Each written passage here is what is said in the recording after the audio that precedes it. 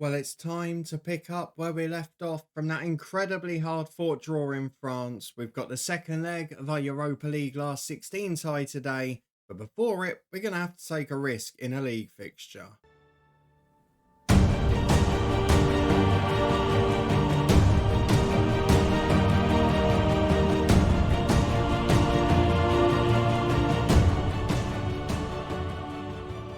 Yes, hello and welcome along to part 33 of the Coach's Head with me, Daniel. This long European campaign with FC Copenhagen that started right back in the early qualifying stages of the Champions League continues in the last 16 at home to Rennes in the second leg of the Europa League last 16 tonight. The first leg was a hard-fought 2-2 draw, which you saw here a couple of days ago, and we also crucially got back to winning ways in the league. But will we be able to keep that up today? Because we go away to a good Nordsjaelland side and we're going to have to rotate fully. We're going to gamble this fixture to make sure we win the Rennes match. And to be fair, despite our little slip-ups in the last month, we've earned that position in the league. So if you're looking forward to seeing how we get on, seeing whether we can win either or both of these games, then please do put a thumbs up on it. We're still down to the bare bones after losing significant players in January without replacement. But we are still performing on the pitch to an extent and getting the job done. It's not been convincing. You saw until the last episode, it is now just 1 win in 5. But we're doing our best, we're fighting hard, and hopefully, just hopefully, there'll be a positive outcome. Before we start, I will give you a very quick outline of some of the other things going on. So the dynamics are looking pretty good and are improving after some problems around the January transfer window. The contractual situation is a little bit more of a concern. If we were thinking about staying here beyond this season, obviously Tiumchu is only on loan, but Ganal is out of contract as well, and then Suarez and Ashuri later in the season. So that is our one remaining left back and our 2 left wingers, who could both be gone by the midpoint of next season. Add to that the holding midfielder. Doesn't look great, does it, to be honest? So it is going to be a case this summer of looking around at the job centre. I've been keeping an eye on what jobs are either coming up or are maybe going to be in interim hands until the summer. There's a couple that interest me there, I can't lie. So Torino is in interim hands until the summer. Genk is one that I looked at as well. Wouldn't mind a stint in Belgium. I feel like after what happened with Bayern in the head coach, we have to give it one more go here. Could we even go over to somewhere like Switzerland? Just try another club. Because let's see if we can get the Willem 2 situation again, where the director of football was magnificent. But the fact that this has happened at 2 or 3 clubs now is really concerning me. So this is something we're going to pick up on as the summer comes around. For now, though, the focus is on Copenhagen and 2 big fixtures. What you may notice is that we've got a very sparsely packed B team and under-19 team now. And the main reason for that is because we've promoted loads of them to the first team for today. We go away to Nordsjaelland in a fixture where I'm going to gamble everything. We're going to rotate the full 11 to make sure everyone is fit for midweek and a chance at Europa League glory. If I show you what that theory means in practice, it is essentially a youth team in several areas. So you briefly saw Georgievski on the right wing last time. Jimmy Jensen's going to start. Mads Jakobsen, Nick Lewis, Fernandez at left back, Marcusson a centre half. When I say half a youth team, I literally mean it. A few more on the bench as well, the likes of Enkart and Strudel, as well as Gunnar, who's a youngster anyway. I just looked at the situation and refused to take a risk. So even the goalkeeper's been subbed out. And after that, maybe Gentry and Romeo, the 2 strongest players left. But even then, there'll be substitutes in midweek. Because hopefully, Gonzalo will be fit and Joe Mate will return to right back. So let's have a look at the team in full for today's game. It is Lundgren in goal. Probably his first, no, maybe his second league appearance. Because there was one where Juve was injured. Gendry and Fernandez are the fullbacks with Marcusson, a brilliant young player, in alongside Winther as centre-half. Both of them can't jump though, and at 6 foot, Marcusson's got a jumping reach of 11. Winther's is 11 as well, but he's only 5'10". So that hair probably adds a couple of extra inches, doesn't it? Nick Lewis gets his first start in the holding role in the league. Jakobsen and Romeo, the midfield duo. And then Achuri and Georgievski. Probably one old enough to be the other one's dad. 33-year-old via 16-year-old. It is indeed. With Jensen, another youngster, just 17 up front. Lund would have played if he was fit, but he's not. There are a few first-team saviours, if you want to call them that, on the bench. Potentially Suarez, Goodmanson, Bruno, Tiumchu and Gallego could be the 5 subs. But ideally, particularly the last 4 of those, I'd love to leave them sitting on the bench for this one for a rest. Let's go and get through to it and see how we get on. It's a massive game in terms of edging closer to the title. In a grand scheme of things, with the game we've got coming up in midweek, I'll happily throw it if we can exchange it for a win on Thursday. Well, here come Nordsjaelland, and we've mentioned some of the players before. Rasmus Christensen, Maynard Brewer in goal, a goalkeeper we know well from English football. As we head through the dressing room, this is the team that has given us challenges at times, but they've also not been the best at times, and that means we don't really know what to expect from today. And that even includes our own team, because a lot of these players won't have started league games before, won't have played against this calibre of opposition, and a lot of them have only been coming on when we've been 3, 4 or 5 up, and have lost fitness during the winter break. So I'm not expecting a vintage performance, but if we could nick something from the game, would give me huge confidence. And looking at Copenhagen for the future, the way they're selling players, they're going to need these youngsters to deliver. As Fernandes puts it into a Chori, it drops to Jimmy Jensen. And he scored his first goal for the club, which is huge. With Goodmanson not in the best scoring form overall, it's incredible that Jensen is now off the mark. And big moment for him personally, and a big moment for us as a football club. The youth team doing all right at the moment. Matt Jacobson and Jimmy Jensen are 2 stars of the show so far. Well, I don't want to speak too soon, but the way this game's panning out, it could be a pretty quiet episode because 10 to the break, no shot on target for our hosts, and we've offered very little aside from the goal. Looks a really comfortable night so far defensively, and we go towards half-time at 1-0 up, but there is a throw on the right, maybe just a chance for us to double our lead before the break. Winther into Jakobsen, and now Romeo. He is the one player in that midfield with real quality on the ball. Finds a Chori who goes back to him again, and he releases Jakobsen in towards Elias Achore. It's a similar combination, but the hand goes up from the referee. Can't see from this angle whether the flag is or not. Are we going to get the goal awarded? It was a really well worked move, and it's 2-0. We get our reward for it. A fabulous bit of play, and maybe this is what we needed. How many times have we talked about it? Fresh legs in FM24 over quality as Georgievski, the youngster, nicks it on the right. To put it into perspective here, Jakobsen, Georgievski, Jensen, Markusson, they're all under 18 and they're all starting this football match. We must have 8 players under 21 as Jensen gets the ball. I'm trying to work out who wouldn't be. Gendry, Lundgren in goal, and then possibly Romeo in midfield and Elias. Yes, so 7 players under 21. And despite conceding a first chance there, we've played so well. I just want to get into half-time at 2-0 because they deserve it for the performance. It's a good ball to the back stick, and Lundgren does well. One of the few summer signings that did come in. He's helped to a 2-goal lead at the break. Not a vintage performance, but a really hard-working one. And crucially, we've got our reward on the score sheet. We're making it look more comfortable than other games recently. We might still have to bring on a few big guns, but if we can do that from 2-0 up, it will be a lot less draining for them than trying to fight us back into a game going all-out attack. As here's Georgiev in the middle to Christensen. I do expect Nordsjaelland to come out here. If we can hit him on the break and get a third, though, the floodgates could open. If one goes in at the other end, we're in trouble. Koulibaly to the byline. Big ball up. Goalkeeper's in no man's land. I praised him just before the break, but that was awful. And he got away with one big time there. Well, again, it has calmed down a little. There's now 64 on the clock, and I'm going to make a couple of little changes. So, Suarez has got a medium match load. He'll replace Georgievski, and that just allows us to move him to the left and Ashuri over to the right. I'm trying to think about who else we'll need in midweek. Gendry is potentially one of those. So maybe I could move Nick Lewis out to right back and put someone else on in midfield. What we'll do then is we'll go Nick Lewis right back. We'll go Romeo holding role. And we'll go for Enghart in the midfield too, who's a very good player himself, but maybe not the best in possession. Perhaps I'll put him as the more advanced option now. We'll leave it at those 2 for now, give it another 5 minutes, and we'll look at a few more. What can we do from the set pieces? Not much height in this team. I'm expecting nothing. No one even challenges for it. It's out to Enghart on the right though. Can we do something from open play? Now it's come out to our centre halves, and here is Jakobsen.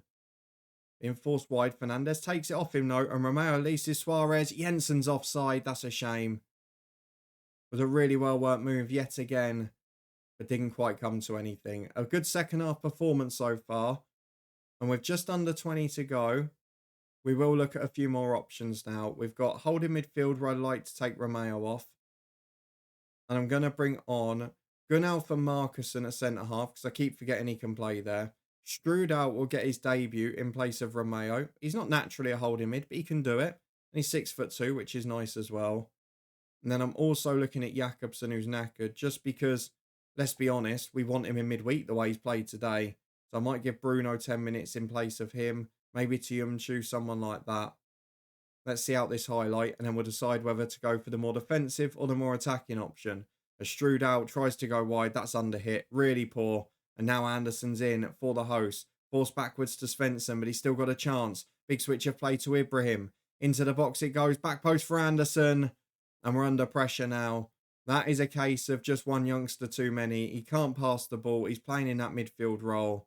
And in fact, just because of what we've seen there, I'm going to change him back to an anchor man. Maybe I put Tiumchu on instead. I don't know. I think I'm going to go Tiumchu in the holding role. Replace Jakobsen. Could even put two back there, couldn't I? But at least in that position, we get a little bit more defensive support. I guess that's the one positive. There's not really many other options for now. So I'm going to leave it like that. And we're just going to hope that there's no more damage. Because at 2-1, this risks being a game we throw away. And you can see they've grown into the game. They've now got the greater expected goals. And it's a big ask for this young team to do 90 minutes at this level. As Ashuri puts a corner in, one of the few bits of experience. And what a run that is from Tiumchu. Might get the penalty for himself. But he runs across the front post. And finally, the set piece routine works. Penalty awarded. Will it be him taking it? I can't even see who that is. I think it is him. Number 6. Must be. No, it's Suarez. Suarez, the left winger, steps up. Puts it in the corner. Sends the keeper the wrong way. We're going to drop to balanced at 3-1 with 2 minutes to go. And you have to say, in the circumstances, that is a ridiculous performance and result. Because this is half a youth team, quite literally. As Svensson gets the ball to Kirosh and Georgiev. Our Nordsjaelland going to push straight back from the kickoff. We're trying to force them back. We're pressing them hard. But they're finding ways in. This young defence getting caught out. Gone out there, not quite up to speed at centre-half. Hasn't played there for months in the first team. But Lundgren is equal to it, and it's out to Gunnar. Not going to see his crossing attribute from there, are we? Fernandez plays a 1-2 with him. Didn't expect to see him on the pitch together, did we, at the start of the season? If at all. As Lundgren, oh God, I've praised the goalkeeper twice today, and he's followed it up both times with a clanger. You are supposed to be the senior, sensible player in this team. He's a good goalkeeper on paper, and he's even good on the ball, but I have no idea what he's doing. Every time he's played, he's either got injured or he's been really poor. I'm going to make sure he doesn't play again. In the end, it doesn't cost us. We win by 3-2 just. But that was far more scary than it needed to be. And Lundgren, how have you got out of that with a 6.6, lad? You've literally assisted a goal for them. You lucky, lucky boy. We escape it. We win by 3-2. But crucially, pretty much everyone is rested for midweek. And that is massive with Stade Rennes visiting the stadium. This is going to be a huge night. The Europa League quarter-final place up for grabs. Well, it's fitness test time, and the one key bit of news is positive for us because Gonzalo, who missed the first leg, is fit, which should allow us to be a little more aggressive here. There have been some surprise results, which we mentioned. Sturm Graz winning away at Gladbach, and we've got a chance to add to that. There's only 8 changes being recommended, which I find a little bit weird. I think there's going to be more than that somehow. We're going to get Gunnar on at left back because we've got to go for the strongest ones. The rest of that I'm happy with. Tiumchu, Højlund, Romeo. Where is Bruno? There you go. And then Gonzalo. It's going to be Suarez on the left and Gudmundsson up front. He ended the goal drought in the first leg. Let's hope he can add to that today. This squad is pretty much fully rotated. And I'm going to put Nick Lewis on the bench ahead of Strudow. I know he's not quite fully fit. I think you'll understand my reasoning for that. That means our 11 in full is pretty much all change, isn't it? I don't think any of those players started at the weekend. It is Juff in goal, May and Gunnar the fullbacks with Lund Jensen and Gallego at centre-half. Bruno Højlund and Tiumchu the midfield 3, with Suarez, Gonzalo and Gudmundsson the front 3. Is Gonzalo fit enough to make an impact today? And crucially, can we make a way through to the Europa League quarter-final? Could be a huge achievement in the context of this season. Well, you don't need too much of an introduction to Albert Riera's side because we played them last week, but there are some interesting things to note. Diogo Dalot has come back in at the expense of Mercier, who scored their first goal in the first leg. Robert Sanchez is their backup keeper here. I didn't even look in the first leg to see if that was the case. And then also Desiree Doué still going. Hugo Marie, who got that late goal in stoppage time, and Guiri, a good player too. Sergio Gomez and Miramont, the two to drop out this time. Doesn't look like either are on the bench, so maybe injury related or suspension. Let's go and get through the dressing room and into the first half. Could it be a tense game? Could it be extra time? Who knows? The Europa League music might be barking out for the last time this season. We want to try and make sure it's not by finding a way through in this one. No chance of being balanced here. We're being aggressive. We're on the front foot. And we're trying to take the game to our visitors. As here we go with Suarez down the left. Worked nicely from a throw-in. Got support behind from Bruno Anganau. And we know the one thing he can do is put a cross in the lad. That's not a bad one either. Hoyland's up, doesn't win it. Falls for Tiumchu and Hoyland again. Turns on the edge, finds Gonzalo. Into Goodmanson. And it's offside. It was a great save by the goalkeeper's foot, by the way. But it's out for a free kick. And going to go long. Stade Rennais are playing direct. And we're getting the ball back quickly. As Gallego playing into midfield. Looking for Gonzalo, who's dropped a little deep there, but look at Joe May, he's off. And that causes a problem when we lose it like that.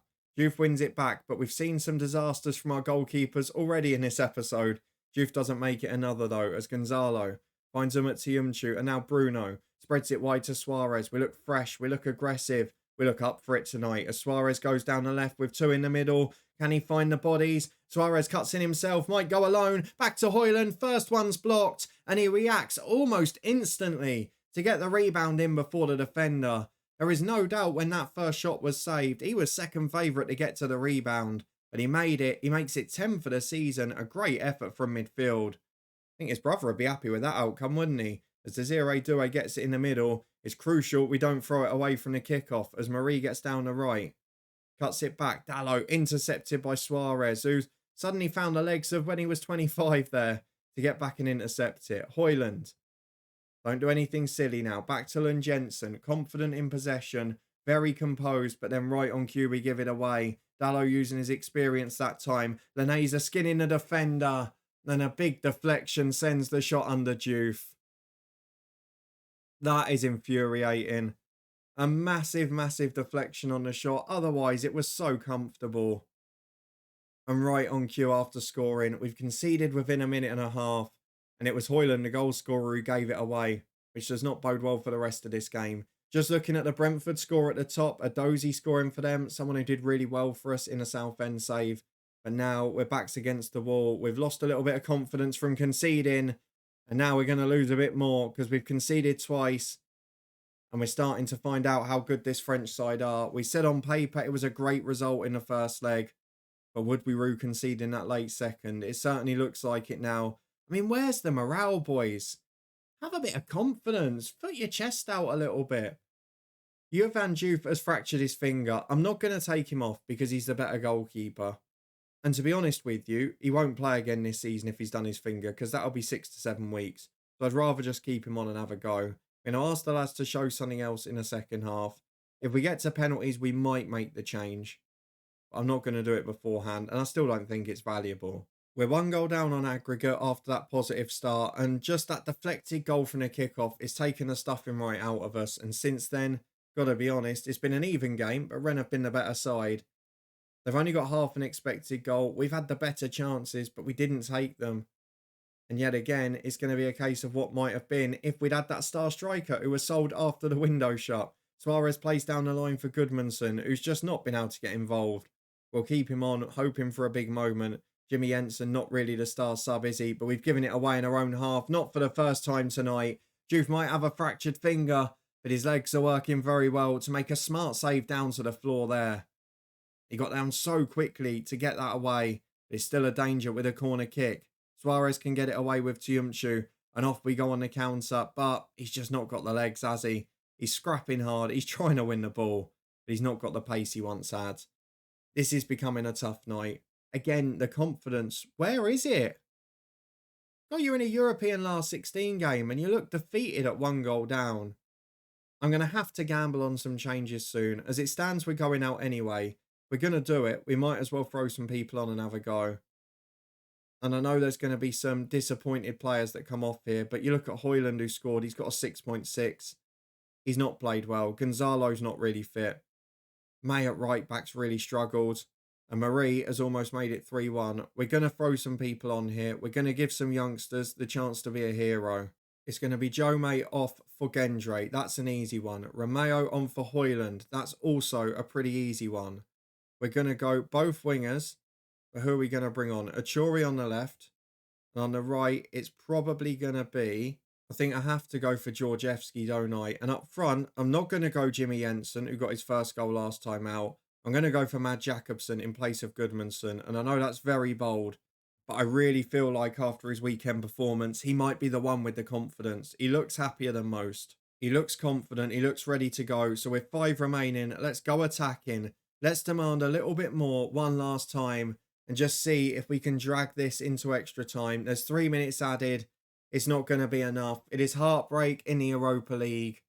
Ultimately, we've done our job this season. We're going to win the title. We've got a great chance in the Danish Cup. But the Europa League, we've fallen short. Despite that great effort in France, we fall to Stade Rennais. Rennes win by 2-1 on the night. 4-3 on aggregate. And it's a big deflection that got the equaliser straight after we opened the scoring. And from there, it all went wrong. I'm disappointed we didn't win, but I'm not gutted with the performance. I just look with frustration knowing that if Nicolas Schmidt had still been here, there is no way we wouldn't have won that game because he used to just score every game. Gudmundsson's not at that level.